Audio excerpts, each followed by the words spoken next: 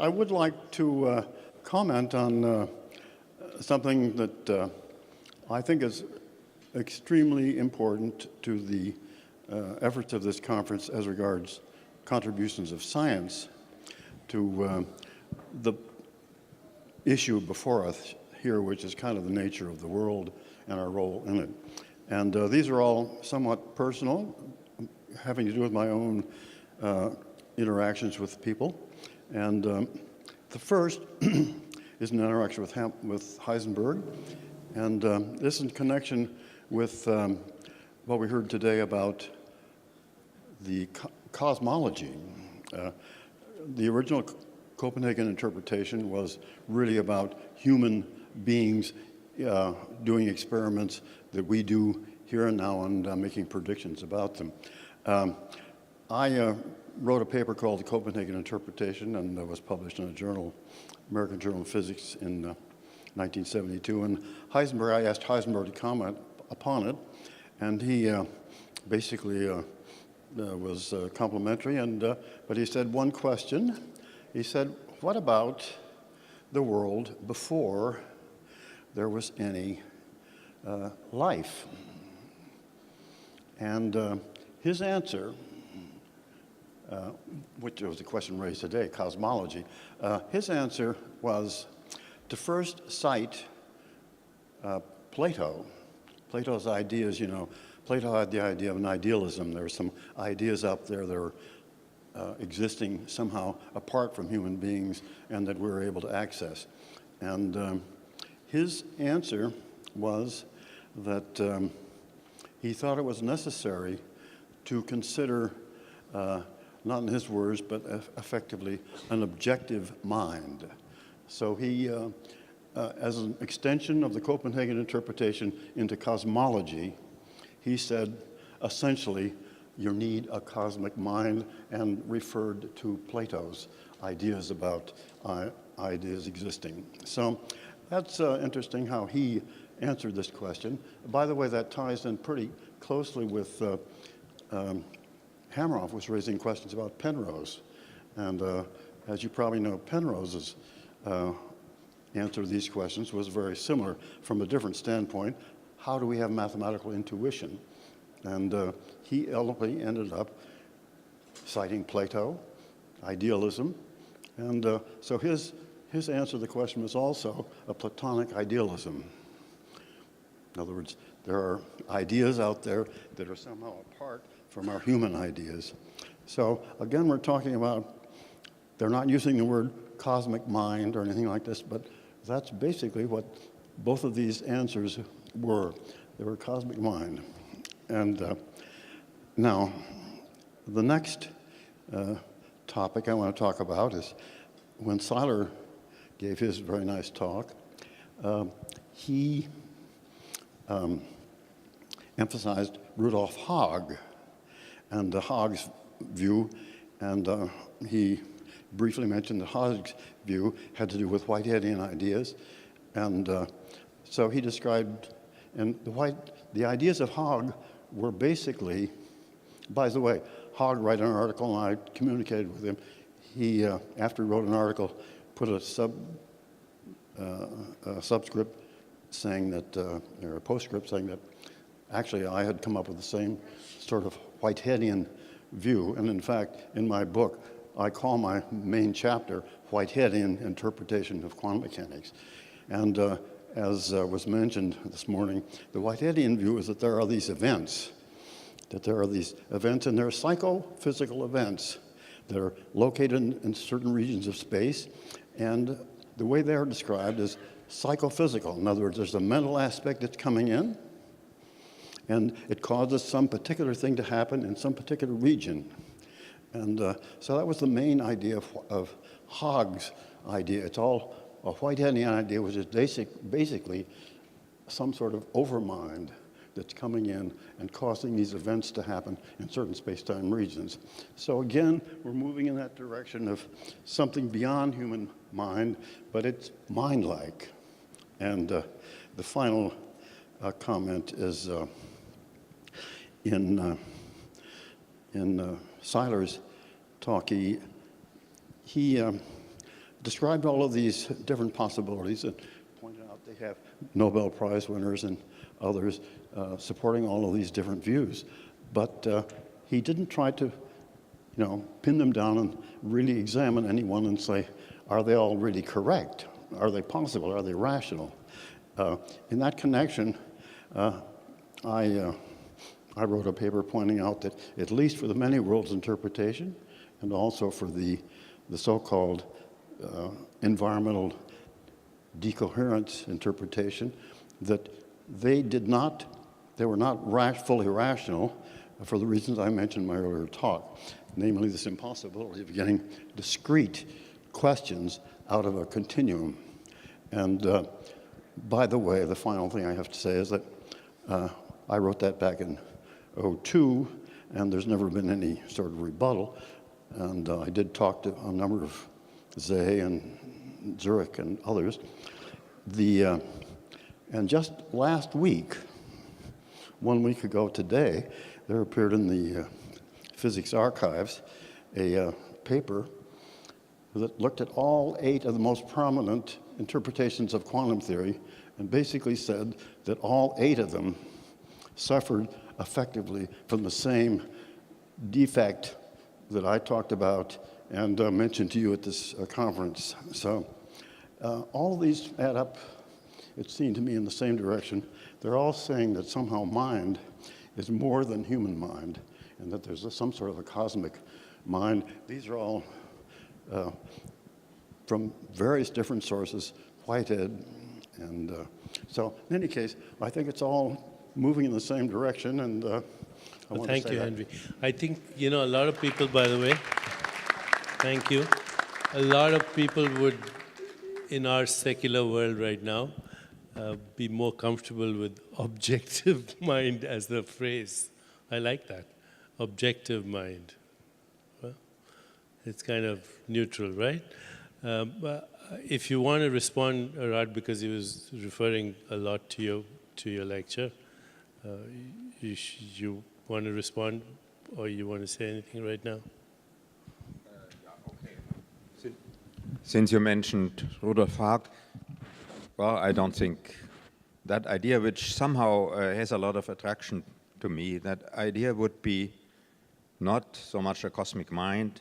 I think he would not really support that, but rather that these events happen spontaneously. Yeah, that's, I don't know, I cannot say much more about it. Okay, that's good. Spontaneous is a good word, actually, because it really doesn't explain anything, but it's good enough, spontaneous. We don't understand it. Yeah, we don't. Yeah. The Whitehead idea is basically cosmic mind. And Okay, I think, well, Can I add, he brought up Platonic values. And okay, so say something. Yeah, so Henry mentioned that the Penrose idea includes Platonic values. So the basic idea, it would predate humans and life, in fact, that anywhere there's a superposition, which is actually a separation in the fine scale structure of the universe, which if it continued would give you multiple worlds. But instead, there's an instability, which at a time t, the collapse occurs, and the two possibilities, one will be chosen over the other, and the other one dies off. Now, the choices between those two in conventional quantum mechanics would be random, but in the Penrose formulation, the choice is influenced by Platonic values embedded in the fine scale structure of the universe, which means it's kind of like a crooked roulette wheel, except towards a good thing. So Platonic values would be aesthetic and ethical values, goodness, perhaps, consciousness. Pardon me? Evolution. Well, evolution's one more point, and that is that in the book I'm writing, I'm challenging the idea that evolution is, natural selection is based on survival of the fittest. I think natural selection and evolution is based on promoting good feelings and consciousness. Even in the very simple, most basic collapses, there's a feeling. In the ones that are happening all around us, they're not organized and not meaningful. It takes our brains to make them completely meaningful. But so that's what I think drove evolution. Okay, thanks. Before I get to you, and I actually was going to go to you and Rudy because you guys haven't spoken anything. I think the basic problem still remains, how do we experience anything? Okay, right now, as you're looking at me or you're looking at anyone else, all that's coming to your eyes is photons. I think no one would disagree. Okay, what's happening in your retina is some kind of chemical reaction. There's an electrical current going to your brain, and in your brain, correct me if I'm wrong, there's some neurochemistry, right? There's electrochemistry. So far, everything seems reasonable. But then suddenly, you have a three-dimensional world, pretty huge, including the cosmos. How does that happen? How does a photon coming to your eyes give me the experience of a three-dimensional world in space and time? This is the crux of the matter. The question is how a universe which is at its foundation, quantum mechanical, appear to us Classical. that it's not the other way around. That is the main problem. How a basically quantum universe appear as objects and separate observers which are not connected to each other. That's So every time I open my eyes, am I converting a quantum world into a classical world? basically, I think what we're saying is that at the very foundational level, maybe it is at the space-time foundational level, or maybe even below, there are these universal principles which limit this undivided, eternal wholeness that we call the conscious reality. They limit it because without the limitation, we will all be experiencing oneness. So for the sake of creation and for the experience of the universe, these limiting principles at a very fundamental level manifest the universe. Rudy, you're a neuroscientist. I've asked you this question. I have another question to ask you. I mean, you look at synaptic networks all the time, but what's happening? Well, you know, in training as a neuroscientist, you're taught that it's enough to know connections between brain regions to learn how synapses fire, to strengthen each other, to create action potentials. So we have a pretty good understanding of how, as information comes in, we can record that information, associate it with other information we already have. So for one event that you remember, you may remember it 5 different ways depending on what you associate it with in your brain. So we have a good idea about recording information, recalling it, and associating it with other information. But what we don't have a good handle on is simply awareness. What does consciousness require? Consciousness requires awareness and attention. In some cases, Volition. awareness and an intention with volition. So where's awareness come from? Simply being aware, just the quality of life. Well, you could say, well, sensory information is being brought in as electrochemical signals, which are then turning on synapses in the brain. But in terms of the experience, I can remember, a certain feeling, I had, when our child was born. I can recall that feeling, that emotion. How is that stored? Maybe, yes, microtubules. But I think this is the next frontier. Will the Hameroff-Penrose hypothesis reign? But this is the big question: is where is the JPEG of my mother's face when I picture her face? How do I recall in detail a certain emotional experience that actually hits me back in my breathing again? When you have a wonderful experience in life. This is what we don't have a clear idea of. We know how it's recorded, recalled, and associated. So I was listening to Leonard's talk, and one thing that I totally got from his lecture was that first, memory is unreliable, and secondly, actually every time you recognize a thing, you recreate it. So it's not, remembering is recreation. And so from the philosophical point of Vedanta, The memory actually only exists as a potential till you actualize it. Okay? Huh? It's not completely reconstructed. It's just refined and changed. It's not completely. Microphone, Michael. Oh, sorry. I was just saying that the memory, whenever we have a new memory or recalling an incident, it's not just completely reconstructed. There's a core to it. You can tweak it by retelling it or whatever, but there's still a core to it. But let me just comment on. You go ahead. Well, okay. Well, I don't want to take you on a tangent, but so that's true. Usually there is a core to it, and like I showed the picture of the roadside, that the data you get is fuzzy, but the image you create from that is a sharp one.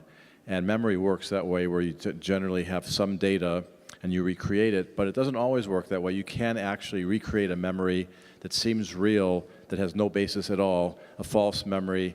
There are ways that psychologists have of actually inducing you to recreate memories that are not even related to anything that actually happened to you. Okay, so let me just ask one question to kind of further this along. Everyone right now, and keep your eyes open or closed, imagine a beautiful sunset on the ocean. Can you see a picture? Can you? Where's the picture, gentlemen? Well, I know what Stuart will Right say. there. So. Right, there's visual cortex right here. Over here? There's no picture there. There's electrochemistry. Well, yeah, that's right. So where's the picture? You're not seeing electrochemicals. How are the data stored, including microtubules? What are there other possibilities? This is the next frontier. We really don't have a handle on this. Even when you talk about recreating a memory, you're talking about synaptic firing to turn on certain neurocircuitry to recall certain events. The question is, where are those and how are those events stored as sensory information, including pictures, smells, feelings? Yeah, and we don't really understand that very well. But there are some hints about the storage of, for instance, visual information. When I showed that slide that showed how the Gallant's group in Berkeley reconstructed what people were seeing through the MRI data, through fMRI data, and part of that, the reason they could do that is that the actual visual information was being geographically stored in certain parts of your brain, with, faithfully maintaining certain geographical relationships. So that's how the layout could come. So I mean, there, of course, no one knows the great details of that, but I mean, there is evidence that there is a correspondence between the state of the neurons and what you experience, which doesn't explain what the experience is, but something corresponding to your experience is going on. But a synapse, basically, and again, correct me if I'm wrong, a synapse basically is an on-off switch, right? Right? No? Yes? Well, it's an on-off switch. Huh? The firing is all on the dendritic side, it's graded. It's analog. It's Okay. analog on the dendritic side, on the synapse, and on the axon side. You know, I have an apartment in New York where I can put on all kinds of on-off switches. In every room, I can switch on the electricity in this room and television in there and adjust the lighting. I'm not assuming that those switches are producing the electricity or the phenomenon. They're just switching them on and off. Let Bernardo speak. He hasn't said a word. I think we should at least entertain the possibility that the question you raise, which is extraordinarily relevant in the context of our culture today, at bottom may be a categorical confusion, a ghost of our abstractions. Let me try to elaborate on this quickly and link that back to objective consciousness, which I think is a very relevant concept. Ultimately, if we step back and look at the situation very skeptically, ultimately, the only carrier of reality that we can know for sure is subjective experience itself, with all its qualities. That's the primary datum of reality. That's where it all starts from. The idea of a world fundamentally outside consciousness and independent of consciousness is an inference that we make in consciousness, perhaps for very good logical reasons, but it's an inference, not necessarily an established empirical fact. Now, what do? We make this inference, an inference of consciousness, a projection of our psyches, and then we try to reduce the primary datum of existence, conscious experience itself, to an abstraction of consciousness. In other words, we chase our own tails at light speed, and we create problems that may not exist at all. An alternative way of looking at this might be to say, let's go back to objective consciousness, which I think we have to be very careful about attributing too many properties to objective consciousness without reason. For me, objective consciousness means a psychic capacity that does not fall under the control of volition. In other words, we cannot control with our will, and which we do not identify with. We have proof that that exists every day when we dream. We don't identify with the part of our minds that generate our dreams, and we can't control it. Maybe reality arises from a collective part of mind, and I say that without contradiction, because if all reality is in consciousness, the fact that our bodies are separate does not imply that mind is fundamentally separate as well. There may be a part of our minds, an objective consciousness, which is responsible for our reality. And then the brain would be simply the image of a particular process in that objective consciousness, which would explain all correlations between subjective experience and brain activity, not the cause of consciousness. I think if we look at the world this way, we would stop chasing our own tails, and things would be explained in a very skeptical, parsimonious way, without postulating all these entities like matter fundamentally outside consciousness, which is unprovable.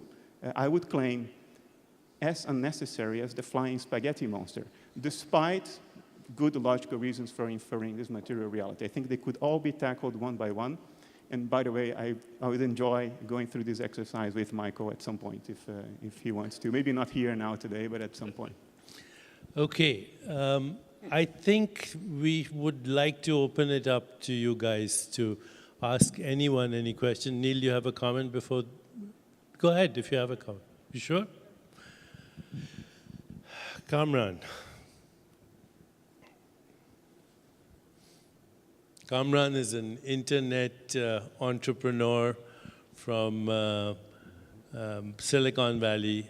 After making a few, these days it's always a billion, he decided to enjoy life. Okay.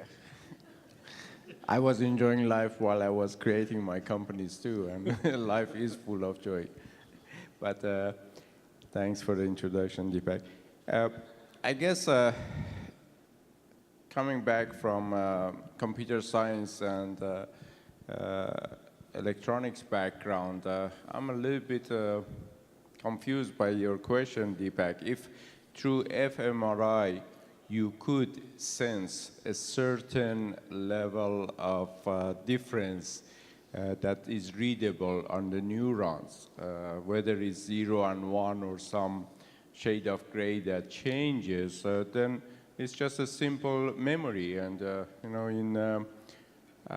in our field, in microelectronics, not only we started with core memory and then went to solid state, and we started to do this now for years and years, at least 5 years, we have had organic memories, and you know, various different laboratories have been using living material and saving the things and reading off of that. So I'm a little bit confused on when you say, where is this picture stored? It is on the whole array of neurons. Now, array does not need to be a matrix that is perfectly organized. If brain has got it's kind of like a mesh network, the array could be a virtual matrix that's created by this, and I can simply design it for you on how you can have that. The word that's used in neuroscience these days is NCC, neural correlates of consciousness. So even when you have that virtual memory, the word is virtual. What we are asking is, how does the experience occur? The experience. That's the. He resurrected what I wanted to say. Okay, go ahead. Yeah, first off, exactly, I think it's a key point. The reason we always say neural correlates of consciousness is because they're merely correlations. And whereas there may be a somewhat dominant cultural trend to say the correlation means the brain is creating the state of experience, that doesn't necessarily follow. And everyone up here is tired of hearing, well, several of the people up here are tired of me saying it, but you don't expect to open a radio and see a band. You know that that's transducing radio waves that are infinite in extent, and you're fine-tuning a focus down to select something out that turns it back into an experience of music for our human eardrums. But you could turn it into light or whatever. So another alternative explanation is the brain is a transducer of the consciousness that is out there. You don't have to assume the correlation means the brain creates the state. It might be the state is operating through the brain to be experienced by us as adapted humans. But the other thing is, this goes to what I was saying before about the kinds of data that are often not allowed into discourse, even though they're demonstrable, repetitive. I work with I'm a liver pathologist as my day job, and I've spent 25 years working with liver transplant teams. Anyone who's worked with a liver transplant team has met patients that have memories of their donors. And the first time I experienced that, it was a very dramatic situation where one of our patients, after a liver transplant, woke up screaming night after night in the intensive care unit from this nightmare. And the nightmare was repetitive, and it turned out what he was dreaming, because eventually we went through the bureaucracy because he wanted to know, of allowing his family to communicate with the donor's family, because normally there are barriers up to keep that from happening. He was dreaming the death of the donor, and it was a very disturbing, violent death. So something else was going on there, and a lot of, I tell this story in a room, and there's always people who are going, wow, see, that's amazing, and there are people going, that's impossible. If it were just my story, it would be impossible, but people have studied this. Anyone who's worked with a transplant team has seen this as a repetitive thing. So the idea that the memory simply correlates with an array of neurons that can be then accessed, that's kind of tough too. I'm not saying that, that implies definitively that it's the other way around. I think we don't know. But it's premature to shut off any possible hypothesis at this point. Kira, you have somebody asking a question Yes, there? go ahead and introduce yourself and tell us who the question's for. Hi, this is Zappy Deepak. How are you? I just, am been sitting here all day, and it's been amazing, but it almost seems like, hearkening back to something that you said to me, Deepak, when we were filming, is sort of, you don't know how you're growing your hair, you don't know how you're beating your heart. Like, how can you basically know anything except that it's a total miracle, and you should just wake up every day and embrace the fact that it's a total miracle and not even, necessarily try to figure out who's right, because if you don't know who's beating your heart, how could you know? Well, scientists don't talk in terms of miracles, but I am reminded of a statement that Einstein once made. He says, either nothing is a miracle or assume that everything is. I mean, the fact is, we don't know what existence is or why existence is. What scientists try to do is try to quantify happenings and find mechanisms, and that's what we're struggling with this right now. Can I very briefly comment on that?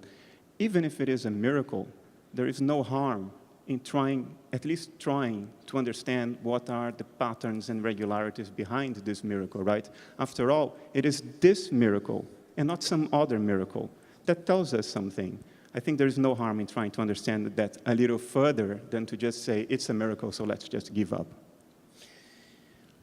I think the problem with consciousness, the only place where you start to wonder what's the gap, is the initiation of intention or volition from the motor side. Once I get my motor cortex going, everything is obvious, right? So the first step this way, and the last step that way. How does the photon going inside? And then you have synesthesia, where you have visual stimuli translating into auditory stimuli. How does that happen? What is that all about? Do you want me to answer, or? Yeah, go ahead. I will stop short of the synesthesia question. I will address the more fundamental point Okay. you raised before. I think our efforts to try to explain how the brain with electrochemical activity generates the qualities of subjective experience are analogous to asking how does a whirlpool generate water. It's the wrong question. The brain is just the image of a process in consciousness, because consciousness, for all we know, for all we can ever know, is the ontological primitive. It is the only certain fact of existence. If the brain is just an image of a particular process, like a localization in the stream of consciousness, like a whirlpool is a localization in the stream of water, we are asking ourselves, how does the whirlpool generate water? We will never find this answer. We will chase our tails forever. That's my take on this. I want to comment on what Neil said. I agree with you completely about the transplant patients. I'm an anesthesiologist, and I did anesthesia in my younger days, a lot of cardiac anesthesia for transplants, and got to know our heart transplant surgeons pretty well. And they were always talking about memories that when they see these patients in clinic, they say, I got this sudden craving for avocados or something, or I love to dance now, and all this kind of stuff. And they tracked them down, and sure enough, the donor had those traits, and the only way I can explain it is that, as Rudy said, I think the memories in microtubules in the brain, but they're microtubules in all the organs, including the heart. So the heart has a big nerve ganglia, a lot of nerve ganglia with a lot of nerves and microtubules. I just also want to address your question of how, because nobody answered it, how we get a three-dimensional picture from a two-dimensional. And I think there's more to it than what hits the retina. Who was talking about that today? Leonard, I guess. Because, for example, all the photons that hit the rhodopsin in the back go through cilia, which can extract quantum information. So I think in some way that really needs to be worked out. We are entangled with what's out there. And somebody just said it, Bernardo, that there's consciousness out there, and we become entangled with it. So I think something that radical is going to be needed. Michael. Well, I was just going to offer a small voice of skepticism on the dream interpretation and the organ transplant stuff. I don't know if there's actually controlled studies or these are anecdotes, but there's only so many variations of dreams, and we all have them. Flying dreams, floating dreams, anxiety dreams, sense presence dreams. Everybody has them. So it would be pretty easy to find a pattern connection. Like, I think I had that nightmare. Well, we've all had these kinds of nightmares. You're shaking your head no, because this was a really, really special. Well, I mean, my dream life is not so easily classified into a finite number of categories. Well, I've even never if it's- heard anyone even try to say that. even if it's 50 different dreams that people have, if you have These are not a million these are not transplant categories patients, of dreams. These are very detailed, specific, memory-like reconstructions of an Again. event that has independent verification. independent verification, what does that mean? In this case, it was a newspaper report of this young woman who was chased into an alley, raped, and then shot. And so she was brain dead, but her organs were available for use. And this guy was dreaming being chased into an alley, raped as a woman, and then a gun appears before his face, and he wakes up screaming before the gun goes off. Okay. That kind of detail. Okay, that's very specific. But how many transplant patients have had dreams that you verified did not come true? There was no connection. In other words, the misses. We have to know the misses, not just the hits. Because you can always find unusual anecdotes that stand that out. you could generalize dreams, and so it could just be a statistical. Does anyone have that repetitive dream life in this room? There's millions of transplants. How many people have no dreams at all? I just want to say that there, you're describing it as if it were vividly, point for point, exactly true, and I'm skeptical about that. I think that, in the translation, in the memory, in the processing, in the checking, these things get changed. I had an experience. I had a recurring dream that I saw a plane crash, and all the debris went up and was falling on me, and I had to hide from it. It was in a field, usually. Okay, then I happened to be at the World Trade Center at 9/11 when the plane came in, and I had that experience where I had to run away from the debris that came down when the plane crashed into the first tower. They're not exactly the same, but I could see how one could say that was the dream. I had a premonition over all those years, and you could equate those two. Some details are different, and of course, no one would expect a dream, even if it were a memory of the past, to be exactly the same. But I didn't do that. But I can see how one could say these were exactly the same dream. On the other hand, given the strength of the data that Dean Radin can produce about precognition experiments, 10 to the minus 20th power, you have to wonder at least whether we have to entertain it as a possible hypothesis. I'm willing to admit that maybe you're correct. Your unwillingness to admit that maybe the other side is correct is a kind of rigidity and dogmatic orthodoxy that smacks to me of fundamentalist religion. Okay. Wait, before Michael answers that, let me say that your accusation that I'm unwilling to admit that such things might be correct is not based on anything other than your prejudgment of what I really believe, because we never even talked about whether I'd be willing to entertain anything like that. What I'm thinking, before you go, Michael, I think a case could be made that you guys are not skeptical enough. Okay, so... Because... All right, to make this a scientific question, we'd have to know, let's just take the entire database of, in a year, how many people got transplants of any organ. And then we ask, let's say 1 out of 100 of them, how many dreams have you had that were unusual or stood out or not? And so maybe it's 1 out of 100, or maybe it's 50 out of 100. Do you know how many transplant patients? Do you have a number? No, yeah, we could do that study. If someone will fund that, we could do that study. But my experience seeing how work like Dean Radin's is produced, the answer, every year it seems, at your conference, someone will say, well, exceptional claims require exceptional proof. And so p-values 10 to the minus 6th, not enough. To the minus 8th, not enough. Minus 15th, not enough. Is there any, his data, it's 10 to the minus 18th, I think, at this point now. So at what point do you say, wow, that's exceptional data? Again, the argument for me is if the bar is always being reset by the skeptics that it's not sufficient, I don't want to embark on that experiment because whatever I find, it's still not going to be good enough. Well, it isn't for the skeptics. It's a scientific question. I don't want this to just I mean, you've just put forward a hypothesis that maybe memories are stored in neural nodules in the heart. That seems entirely possible to me. Okay, so... Okay, so... Okay, listen. We don't but I had one question for you, Deepak. I just want to say one thing, though. Before we get into these extraordinary experiences, we haven't solved a basic problem. How do we experience anything? Anything, right. I mean, how do I experience a three-dimensional reality by ingesting photons into my system? We haven't explained normal experience, so forget about extrasensory experience or out-of-body experiences. We cannot explain an in-body experience. How do you have an in-body experience without being in it? Well, however it's going to do be you think explained you're by there, neuroscience. by the way? Are you there? Am I speaking to someone? Yeah, I think so. So I'm reasonably confident.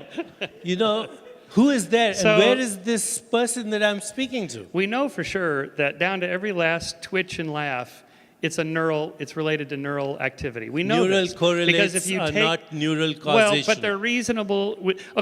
We do make causal connections from correlations. I or else wake we up wouldn't every do morning when the correlations. sun rises. I do not assume that my waking up causes the sun to rise. Okay, so the last time I was here, you had Rama give a talk, and he talked about his split brain patients. And he talked about the famous one where, I forget what the woman was, either a believer or an atheist before, and then when he did the split brain, one was an atheist and the other one was a believer. If mind was just a separate thing from brain, why would splitting the brain split the mind? Switch on, switch off.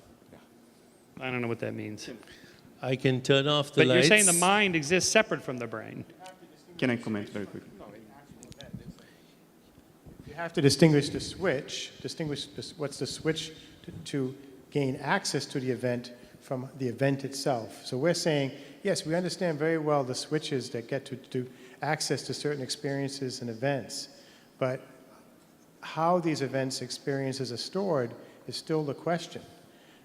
Getting to the neural array for a visual experience, how does a neural array explain a complex emotion of both joy and sorrow at the same time when you're remembering a certain event? So there's these complex feelings and emotions, and we're saying, how are these stored?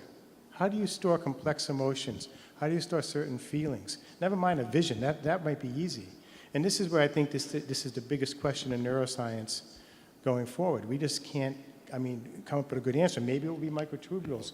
How will microtubules store a feeling? I think we all agree on that. So that's not a subject to a debate, that particular issue. But it addresses this about split brain. We're saying that you can have split brain, split I think what mind Michael was saying simply was because you have different switches. the person, once the brain was split, one side of the brain was an atheist and one side was a believer. So the question was, if the brain is only a reflection of some mind that's not residing in the brain, why are there now two minds when the physical brain was split? Give it to Bernardo. Why does one switch turn on this light and one switch turns on? No, it's not. I'm assuming that what was being expressed was what the mind, not the brain, believed. It's not. That's right. It seems like it's two people. So why does splitting the brain turn you into two people when the brain is just a reflection of your being? Can I generalize your criticism? Because I think it's a very good criticism. I would generalize that by saying, how do you explain that any physical intervention at all, be it surgery, physical trauma to the head, or drugs, how can that influence subjective experience? Is it a fair generalization of what you just said? I didn't understand. Okay, you're saying a patient in which the corpus callosum was severed has two centers of consciousness. That's a physical intervention. I'm not. I'm saying that in this case, there was a person, and once it was severed, that person had two. How many cases like that do we know, to repeat Michael's objection? It's just an anecdote, isn't it? I'd like to see a controlled study on that. I don't know. Rama said he had one. No, I even grant that this is true. I'm just generalizing. Your question is, how can physical intervention to the brain alter subjective experience? No, you're missing the point. That is not the question. The question is the assumption is that there's a mind, it's outside the brain, and that if we see some neural correlates of consciousness, that is merely somewhat irrelevant reflection of what is going on in this mind. Now the question is, if that's true, why does changing the brain seem to change the mind? Yes. This person now is half atheist and half non-atheist. So if the brain is inside an objective mind, in other words, a mind that is not under the control of our personal will, then the brain is the image of a process in that mind. That's all there is to it. Now, if all reality is in mind, the fact that physical intervention in the brain, be it physical trauma, surgery, or drugs, can alter your subjective experience is no more surprising than the fact that your thoughts can alter your emotions, or that your emotions can alter your thoughts. Because all reality, then, are images of processes in consciousness. Some of those processes happen to correlate with the localization of consciousness. That's a brain. That's biology. It leads to our localized perspective into reality. If you sever your brain in two, you sever that localization in two. If all is in mind, and you don't implicitly assume a form of dualism, there should be no problem in the question that you're raising. It's all explainable under the framework of mentation alone.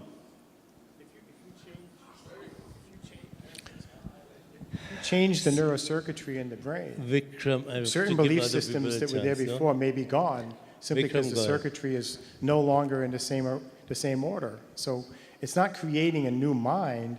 It may just be deleting. By the way, do you realize that we're all using dualistic language right now? The brain and mind, huh? We're all of us are. You are, and so are we, brain and mind. if we want to go non-dual, there's only one question. Is it all matter, or is it something that's not material? But otherwise, this brain mind will never get us anywhere, okay? Because we are already using dualistic language, which nobody believes in dualism anymore. Well, if you say that the only thing I know that I can be sure of is my consciousness, Say actually, that again? the only thing I can be sure of is my consciousness. But actually, you have to go beyond that.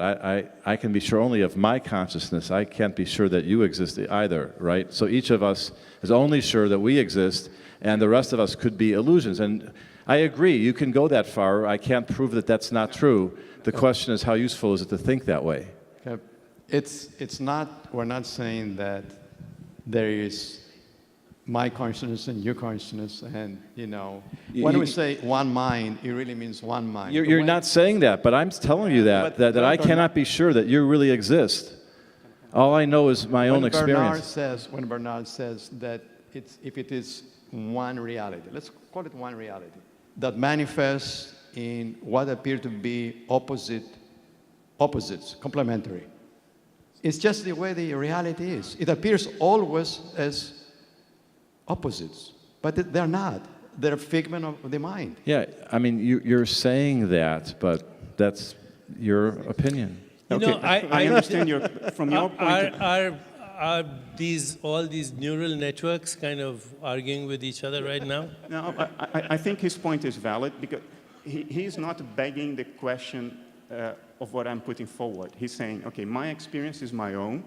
I do not grant you, Bernardo, that there is such a thing as objective consciousness out there, because all I know is my own experience. What reason do I have to believe otherwise? In other words, what you're saying is that it all boils down to solipsism, if we go as far. Yeah, well, I'm actually saying that what you're saying boils down to that. Yeah. I'm saying that it doesn't, and yeah. I'll explain to you why it doesn't. There are very good empirical reasons for me to believe that you also have your private stream of consciousness. In other words, that not only you are in my consciousness, but that you are conscious as well. Those empirical reasons are, your body is entirely analogous to mine. The image Entirely what? Analogous to mine. You have the same organ That's systems. in your imagination, perhaps. If you go as far, then we have to discard empiricism completely. If you grant that empiricism is valid, all we have to go with is observation. I observe that you are analogous to me. I also observe in myself that a lot of my behaviors are explainable to me by the fact that I am conscious. I see you manifesting those same behaviors, and that's not complete. And you are physically analogous to me. The simplest explanation for these two entirely isomorphic phenomena is that you are conscious too. I can't say that about a chair. I can't say that about a rock. These are all your assumptions and your taste of where to draw the line, whether it's within yourself or on the outside. No, this is a logical case. It's not merely postulates. I'm arguing on a logical basis with you, grounded on observation. You cannot prove that I exist. You can only say that you perceive that I exist, and that might actually not be true. I grant that solipsism is the most skeptical position possible. But it is not the most reasonable or parsimonious from an empirical perspective. Okay, so we agree, but in my opinion, yours is also not the most reasonable and parsimonious perspective.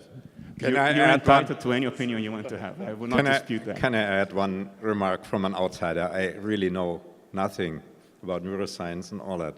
But it seems to me that you, for instance, and probably all of you, accept that there are, besides your own consciousness, there are others. So what's the problem with accepting that there is a real world outside of which our brain forms a certain image? Because it's What's an wrong with inference that? of a... So, for instance, by using these photons and combining it with other experiences that come through touching, feeling, and all that. I understand the Can't question. find that image, though. If I grant... I can't find that image in the brain. No, but let me try to stay with him. Maybe not the brain. Let maybe me try to stay with you. but maybe it's in the pineal gland, like Descartes thought. By granting that you are conscious, I'm merely granting another instance of a category that I know to exist in myself. By granting reality to be outside consciousness, I have to infer an entirely different ontological category. It's a much bigger logical step than to grant that you are conscious. It's very different. Okay, I think we'll take one or two more questions. So let me see. Can I speak? Go ahead, Vikram Sequeira. Hi, thanks for everything, guys. This is great. I have a two-part question. First, I think one of you said that memories can be created. So I'm curious as to the reverse of that, which is, can memory be erased? And I guess the second part is more of an ethical question. And if we're at that point or get to that point soon, should we use that technique for victims of trauma or PTSD? Rudy, do you want to answer that question? Well, he said, can memories be erased? Memories be erased? Well, access to memories can be erased. Access to memories can be erased. I think we have to... But wait, in your own research on Alzheimer's, the memories are gone, right? Access to memories is different than memories. Right. I'm saying, doesn't Alzheimer's destroy the memory? It's gone. Yes. So in Alzheimer's, what correlates with dementia is loss of synapses. Synapses need to fire to recall information. It's a different thing to say you've lost the memory versus I've lost the synapse that allows me to recall the memory. Oh, and we still don't know until we answer the earlier questions about how memory is stored, what's really happening in an Alzheimer's patient other than losing synapses to recall memories or to learn. Yeah, I mean, I have to say I have some anecdotal evidence from my mother, who's 92 and has lost much of her memory, that every once in a while, some weird memory that I would swear was lost gets recalled from nowhere, and then, of course, it's gone again. So I don't know how one would even study that, but... Yeah, but there's a lot of redundancy. There are so many different ways to recall the same memory, so many different pathways. You may lose the first 5 that were most commonly used, but then one day you hit that 9th one that was still there. But this is still all dealing with access and recall. It still doesn't address the question of how the memories are stored or where they are. That's still the open question, I think. Okay, I think, what time is it now? 10:10. 10:10. We should probably close it because we're not going to solve the hard problem tonight. Okay? It will only be an anecdote. It'll only be an anecdote. Yep. We are still using dualistic language. I was going to say I smashed my radio set. What happened to the music? But then I realized I'm still being dualistic. Okay? The body is in consciousness, the mind is in consciousness, the universe is in consciousness. If there is something outside of consciousness, we will never have access to it. Thank you and good night.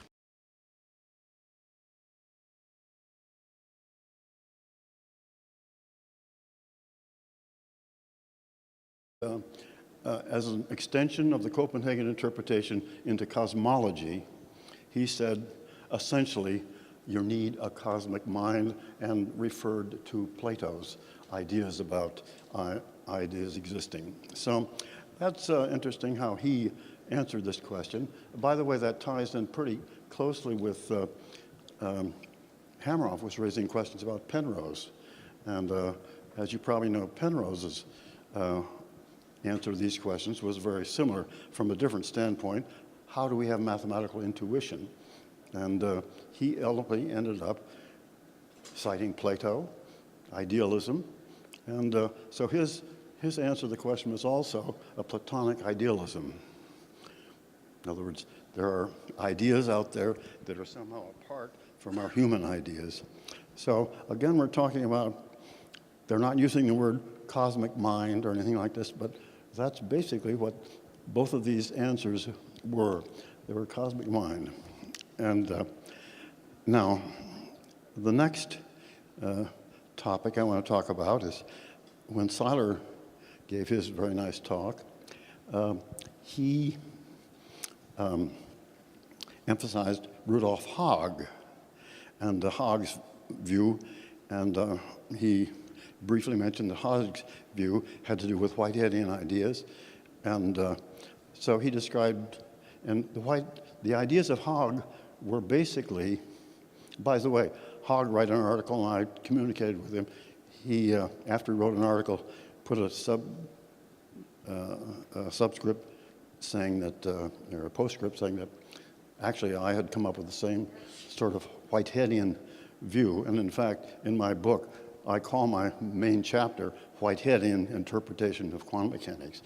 And as was mentioned this morning, the Whiteheadian view is that there are these events, that they're dominant interpretations of quantum theory, and basically said that all 8 of them suffered effectively from the same defect that I talked about and mentioned to you at this conference. So all of these add up, it seemed to me, in the same direction. They're all saying that somehow mind is more than human mind, and that there's some sort of a cosmic mind. These are all from various different sources, Whitehead, and so in any case, I think it's all moving in the same direction, and I want Thank to say you, that. Henry. I think, a lot of people, by the way, thank you. A lot of people would, in our secular world right now, be more comfortable with objective mind as the phrase. I like that, objective mind. Well, it's kind of neutral, right? But if you want to respond, Rod, because he was referring a lot to your lecture, you want to respond, or you want to say anything right now? Since you mentioned Rudolph, well, I don't think that idea, which somehow has a lot of attraction to me, that idea would be not so much a cosmic mind.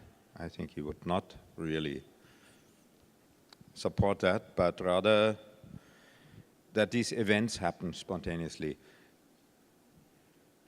Yeah, that's, I don't know, I cannot say much more about it. Okay, that's good. Spontaneous is a good word, actually, because it really doesn't explain anything, but it's good enough, spontaneous. We don't understand it. Yeah, we don't. Yeah. The Whitehead idea is basically cosmic mind. And okay, I think. Well, Can I add? He brought up platonic values. And okay, so say something. there are these events, and they're psychophysical events that are located in certain regions of space, and the way they are described is psychophysical. In other words, there's a mental aspect that's coming in, and it causes some particular thing to happen in some particular region. And so that was the main idea of Hogg's idea. It's all a Whiteheadian idea, which is basically some sort of overmind that's coming in and causing these events to happen in certain space-time regions. So again, we're moving in that direction of something beyond human mind, but it's mind-like. And the final comment is in Seiler's talk, he described all of these different possibilities and pointed out they have Nobel Prize winners and others supporting all of these different views. But he didn't try to, pin them down and really examine anyone and say, are they all really correct? Are they possible? Are they rational? In that connection, I wrote a paper pointing out that at least for the many worlds interpretation and also for the so-called environmental decoherence interpretation, that they were not fully rational for the reasons I mentioned in my earlier talk, namely this impossibility of getting discrete questions out of a continuum. And by the way, the final thing I have to say is that I wrote that back in 2002, and there's never been any sort of rebuttal. And I did talk to a number of Zay and Zurich and others. And just last week, 1 week ago today, there appeared in the Physics Archives a paper that looked at all 8 of the most prominent. Yeah, so Henry mentioned that the Penrose idea includes platonic values. So the basic idea, it would predate humans and life, in fact, that anywhere there's a superposition, which is actually a separation in the fine scale structure of the universe, which if it continued would give you multiple worlds. But instead, there's an instability, which at a time t, the collapse occurs, and the two possibilities, one will be chosen over the other, and the other one dies off. Now, the choices between those two in conventional quantum mechanics would be random, but in the Penrose formulation, the choice is influenced by Platonic values embedded in the fine scale structure of the universe, which means it's kind of like a crooked roulette wheel, except towards a good thing. So Platonic values would be aesthetic and ethical values, goodness, perhaps, consciousness. Pardon me? Evolution. Evolution. Evolution. Well, evolution's one more point, and that is that in the book I'm writing, I'm challenging the idea that evolution is natural selection is based on survival of the fittest. I think natural selection and evolution is based on promoting good feelings and consciousness. Even in the very simple, most basic collapses, there's a feeling. In the ones that are happening all around us, they're not organized and not meaningful. It takes our brains to make them completely meaningful. But so that's what I think drove evolution. Okay, thanks. Before I get to you, and I actually was going to go to you and Rudy because you guys haven't spoken anything. I think the basic problem still remains. How do we experience anything? Okay, right now, as you're looking at me or you're looking at anyone else, all that's coming to your eyes is photons. I think no one would disagree. Okay, what's happening in your retina is some kind of chemical reaction. There's an electrical current going to your brain.